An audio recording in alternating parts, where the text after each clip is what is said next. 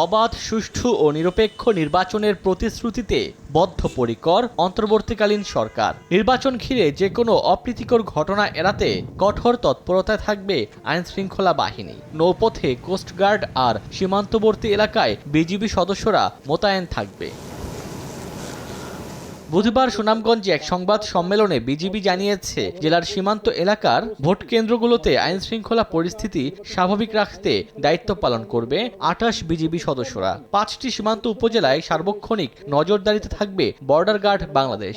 একটি পেশাদার, শৃঙ্খলাবদ্ধ ও নিরপেক্ষ বাহিনী হিসেবে বিজিবি নির্বাচনকালীন সময়ে পরিপূর্ণ পরিবেশ নিশ্চিত করা, আইন শৃঙ্খলা রক্ষা করা এবং জনগণের যে ভোটাধিকার সেটি সুরক্ষায় সক্রিয় ভূমিকা পালন করবে। বাংলাদেশ কোস্ট গার্ড কঠোর পদক্ষেপ গ্রহণ করবে।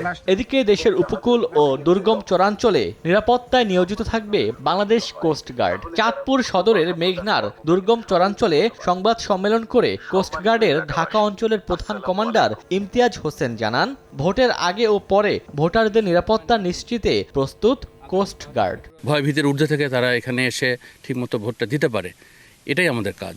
ভোট কেন্দ্রগুলোতেও আমরা মোবাইল এবং স্ট্রাইকিং ফোর্স হিসাবে কাজ করে চলেছি। খাগড়াছড়ি ও চট্টগ্রামের ৩টি সংসদীয় আসনে ৩৪৪টি ভোট কেন্দ্রে দায়িত্ব পালন করবে বিজিবি।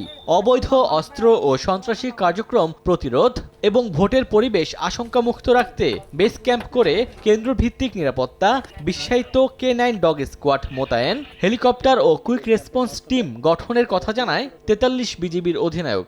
সম্পূর্ণ নিরপেক্ষ থেকে সকল রাজনৈতিক দল ও প্রার্থীর জন্য সমান সুযোগ বা লেভেল প্লেইং ফিল্ড নিশ্চিত করব, যাতে নির্বাচন প্রক্রিয়া অবাধ, সুষ্ঠু, নিরপেক্ষ ও গ্রহণযোগ্য হয়। আগামী ১ ফেব্রুয়ারি থেকে বিজিবি সদস্যদের মাঠে নামার কথা রয়েছে।